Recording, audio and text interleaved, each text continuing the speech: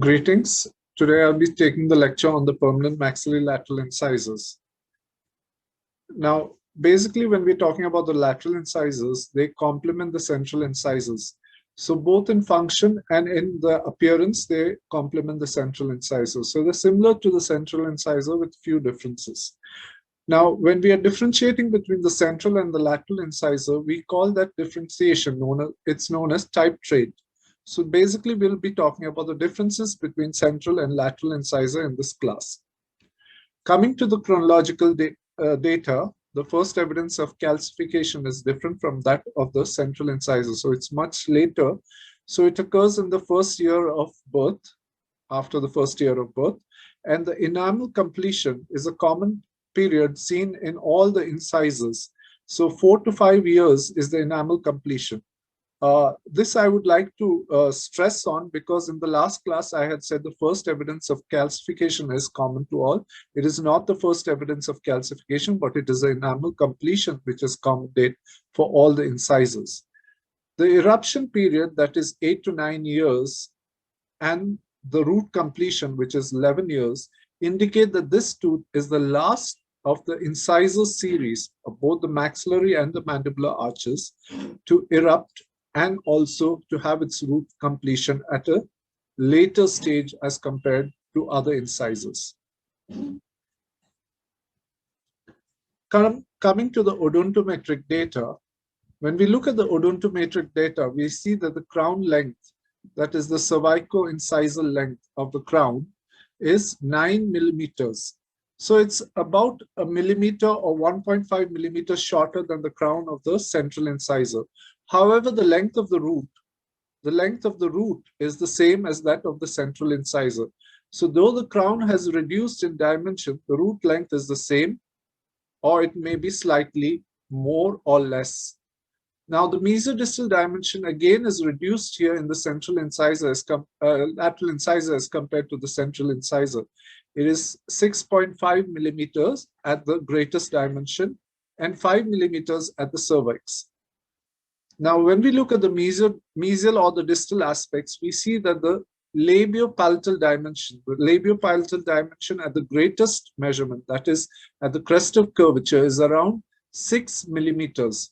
While as that the cervical area, it constricts to about 5 millimeters. So it's going about 1 to 1.5 millimeters shorter than that, smaller than that of the central incisor. Now, when we look at the mesial and distal dipping in, so the dip in of the cervical line is 3 millimeters on the mesial side, while as that on the distal side is 2 millimeters. So it's about 0.5 millimeters shorter than that of the central incisor. However, these measurements, 3 and 2 millimeters, are common for all the other incisors. That is, both for the mandibular, central, and lateral. This is the same measurement of the dipping in of the cervical line that you will see. General features when we talk of the type traits, when we look at the position in the arch, it is the second tooth from the midline. So it's the second tooth from the midline just after the central incisor. Now, the adjacent teeth in contact within the arch, when we talk of the mesial contact, it's with the permanent maxillary central incisors. However, when we talk of the distal contact, it is initially with that of the decidus canines. So it is contacting the decidus canine till 12 years of age. That is when the decidus canine will shed off, and then it gets in contact with the permanent incisors. Now, the general dimension, when we compare the central and the lateral, as we can see in this picture, it is showing that the central is much larger than the lateral. So that again is stressing against the size.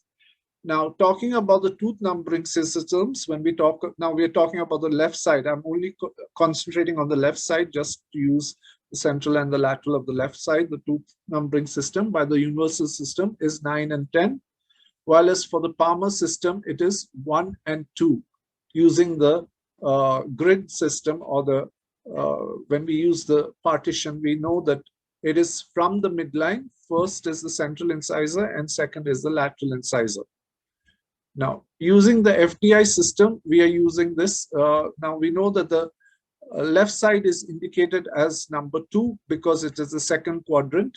So 2 is the quadrant number, and the number of the tooth for central incisor is 1, while as for From the midline, the numbering of the tooth for the lateral incisor is 2. So 2, 1 is indicating central incisor, 2, 2 is indicating the lateral incisor. Now, when we look at the labial aspect, we see the crown dimensions definitely is smaller. So when we look at the mesodistal dimension, it's smaller than the mesodistal dimension of the central incisor. When we look at the measurement from the cervical to the incisal, central incisor is much more in dimension as compared to lateral incisor. So it's shorter. Lateral incisors are shorter than the central incisor. Now, when we look at the length of the root, both of them have the same length. So 13 millimeters is the length of the root for both the central and the lateral incisors. Now, we see that there is more curvature on the labial side of the lateral incisor as compared to the central incisor in all aspects. When we talk of the incisal ridge, it is curved. This is basically because both the mesial and distal incisal angles are also curved. So the incisal angle or the incisal ridge is also curved in that process. So the mesio-incisal angle is round, but it is more round on the disto-incisal side. When you compare the mesio-incisal angle with that of the central incisor, you can see the central incisor is more sharp, while as the mesial incisal angle of the lateral incisor is more round. Disto-incisal angle, on the other hand, is more curved and more round on the distal side of the lateral incisor as compared to the distal side of the central incisor, which is also curved but not as curved as what you see on the lateral incisor. Labial surface is convex throughout. So it is convex both from mesial to distal as well as from the cervical to the incisal. Whereas when we talk of the central incisor, it is only convex in the cervical third, and from the junction of the cervical to the middle third downwards all the way to the incisal third, it's flat. Crest of contour on the mesial side, when we talk of the crest of contour of the mesial side of the lateral incisor, that we see that it's at the junction of the incisal and middle thirds. Whereas when we talked of the crest of contour or the crest of curvature or the contact area of the maxillary central incisor, we saw that it is more incisally placed. So it's within the incisal third, but it is more incisally placed. Now, when we talk of the crest of curvature on the distal side, however, it goes more higher towards the gingival. So we see that it is in the middle of the middle third in the lateral, while as in the central, it was still located within the incisal third, but more gingivally or more cervically placed as compared to the mesial contact in the central incisor. The cervical line depth. Now, when you compare the cervical depth of the central incisor and the lateral incisor does not dip in deep as what you see on the central incisor. So the depth of the cervical line is less as compared to the central incisor. The root inclination. Now, apex, when we talk of the root and the lateral incisor, it tapers towards from the cervical up to the junction of the apical and middle third. It tapers, and thereafter it takes a sharp distal turn. So it has a distal tilt. So when we look at the root, it has a distal tilting at its apical third. However, when we talked about the central incisor, it is more conical in shape with the tip of the root in line with the long axis of the tooth. Now, the surfaces of both central and lateral are the same, where they have imbrication lines, and they also have the developmental depressions that demarcate the development of tooth from lobes. So the mamelons are demarcated on the labial surface by developmental depressions that extend for a short distance from the incisal up to the almost at the junction of the middle and the incisal thirds. Now, when we talk of the palatal aspect or the lingual aspect, when we compare the two teeth, we see that in the lateral incisor, both the mesial, the distal marginal ridges, and the cingulum, as well as the linguo-incisal ridge, they are more prominent and well developed. So because they're well developed, they enclose the lingual fossa more, make it more concave. So it becomes more concave and more circumscribed as compared to that of the central incisor. Now, when we look at the cingulum in the central incisor and the lateral incisor, when we compare the lateral incisor, the cingulum is centered. So the mesial marginal ridge is equal to the distal marginal ridge in length. So both the marginal ridge are equal in length because the cingulum is well centered. However, when we talk of the central incisor, the mesial marginal ridge is longer than the distal marginal ridge because the cingulum is more distally placed. There is a deep developmental groove that extends, known as the linguogingival fissure, that extends from the lingual pit all the way on the distal surface of the distal to the cingulum and onto the all the way onto the root. So this may be a sort of a deep developmental depression that may be seen within the enamel and the tooth surface. So this acts as a source of caries formation because it's quite deep. The food lodgement may occur there and may lead to caries at early stage. You do find a developmental groove sometimes on the distal surface of the central incisors of the distal surface of the cingulum of the central incisors, but it's not as deep as what you see on the lateral incisor. The crown and root converge lingually, both in the central and in the lateral, but the convergence is more prominent in the central as compared to lateral. Sometimes you may see a sort of a ridge on the lingual surface of the root. Now, when we take the cross section of both these teeth at three different positions, that is in the cervical third, the middle third, and the apical third, we notice that the lateral incisor is more ovoid in shape. It's more oval in shape, and if you see that labiopalatal dimension is more than the mesodistal dimension. If we also compare the mesial distal dimension on the labial portion and compare it with the palatal portion, you see that the mesodistal dimension on the labial side of the tooth of the root is more than that of the palatal side. So it's more oval in shape, but converging more to the root portion, palatal portion. However, when we check the cross section of the central incisor, we saw that it was more triangular in outline, with round angles seen throughout. So the base of the triangle is towards the labial surface and the apex is towards the palatal surface. So it's converging, the root converges towards the palatal aspect. Now, when we talk of the mesial aspects of both the teeth, the overall dimension, when you look at the lateral incisor, it's much smaller. There is a dip in the cervical line, which is less than what you see in the central incisor. So central incisor, it was 3.5 millimeter. Here in the lateral incisor, it is 3 millimeters. Now, the labial outline of the central incisors is convex, and then it becomes flat. Whereas when we talk of the labial outline of the lateral incisor, it is convex throughout. The crest of curvature of the labial aspect, labial crest of curvature, is located in the cervical third, and similarly is the crest of curvature seen in the lateral incisor. The crest of curvature on the palatal aspect is also, for both the teeth, are located within the cervical third. So the first palatal outline is a convex outline followed by a concave outline, and then again a convex outline seen in the central incisor. Similar pattern is seen with the lateral incisor. So there is a similar pattern of the palatal aspect seen on the lateral incisor. The incisal portion appears thicker when we talk of the lateral incisor.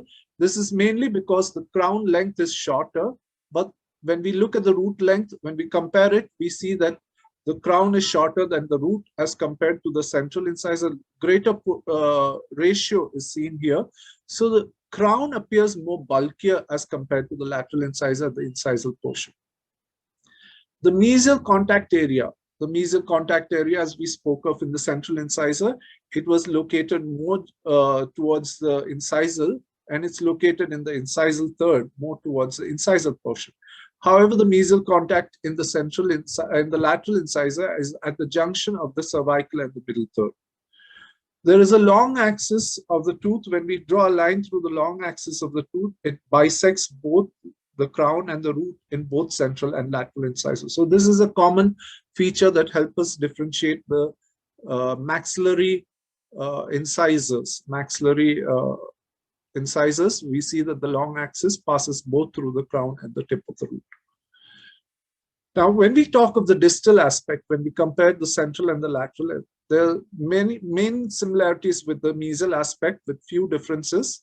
The first thing is the dipping in of the cervical line. It is less on the distal as compared to the mesial. So 2.5 in the central incisor and 2 millimeters in the lateral incisor. The crown from the distal aspect appears thicker because the tooth is sort of bent over the root. It is twisted over the root to follow the arch form. So not only do we see the distal aspect, but we see part of the labial surface of the tooth. So in both of these teeth, we see the same thing. So the dimensions appear larger than that of the mesial, but when we actually measure it, it is less. It is just the same. And the incisal portion appears thicker in the lateral incisor for the same reasons. The distal contact area, when we talk of the distal contact area in the lateral incisor, it is much narrow and much shorter than that of the central incisors, distal contact area, and it's located in the middle of the middle third. When we look at the distal contact area of the central incisor, it is located at the incisal third, but it's more towards the cervical in the incisal third as compared to the mesial contact area of the same tooth. Developmental grooves on the distal surface of the root may be seen. When we talk of the incisal aspect, we compare the two teeth from the shape. We see the shape. We see that the lateral incisor is more round or ovoid in shape, while as the central incisor is more of a triangular outline with rounded angles.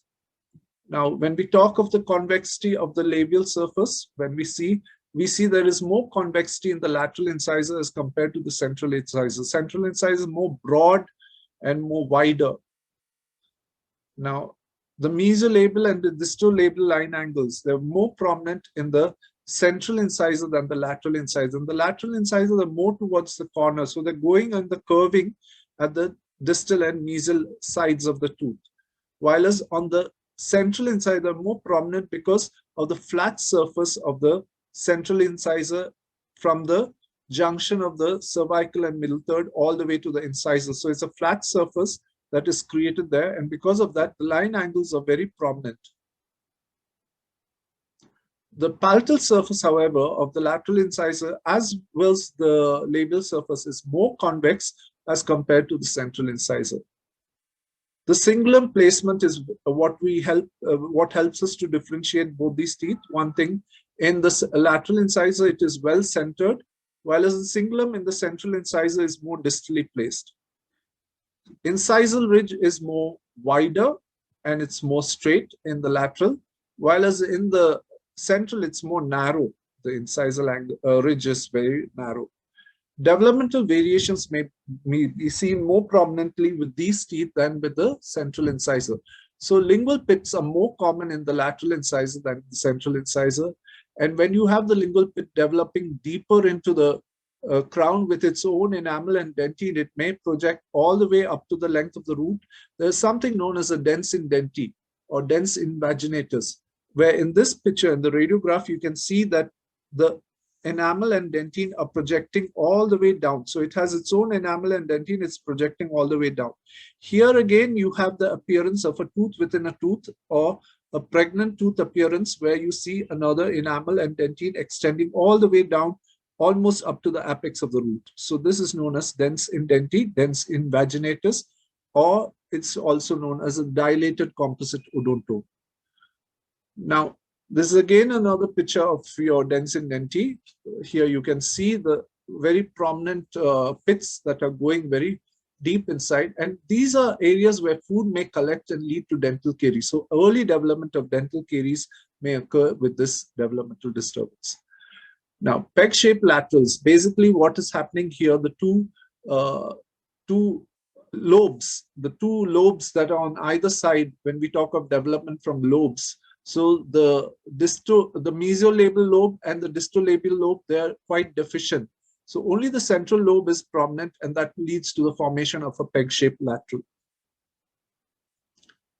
In the tubercle, basically you have an extra structure that resembles a cusp, that is an extra projection that may be seen on the lingual surfaces of anterior teeth, and that is known as a tubercle. So extra enamel formation on the surface of the tooth. It may be projecting as a pointed elevation on the surface of the cingulum. Now, also you may have a further extension of the cingulum portion extending almost to the incisal level from the cingulum. And there may be deep fissures on either side. This is known as the talon's cusp, the eagle's talon. It resembles the eagle's claw, which I had explained in the central incisor. Also, in those cases, in the talon's cusp, you may have early fracturing of this extra cusp due to occlusal interference and may lead to pulpal exposure and leading to pulpal problems. Also, you may have caries developing because of deep fissures between this extra projection or extra cusp. You may have food lodgement and early formation of caries. So early detection of this and endodontic treatment is very important. Now, you have something known as the palato-gingival or the linguogingival groove, which I had explained earlier. So there is a groove that is seen on the distal surface of the cingulum, and it extends from the lingual fossa. It may extend from the lingual fossa. It is seen as a deep groove. So this is known as the palato-gingival or the linguogingival groove. Now, this goes mostly in a horizontal direction. However, you have something known as the linguogingival fissure, which is actually extending in a vertical direction from the lingual pit. It goes all the way on the distal surface of the cingulum, extending all the way to the root. It may extend the whole length of the root or just up to the middle third of the root. Now, both of these developmental disturbances may add as sources of caries development. So they may lead to food accumulation in those areas and lead to caries development.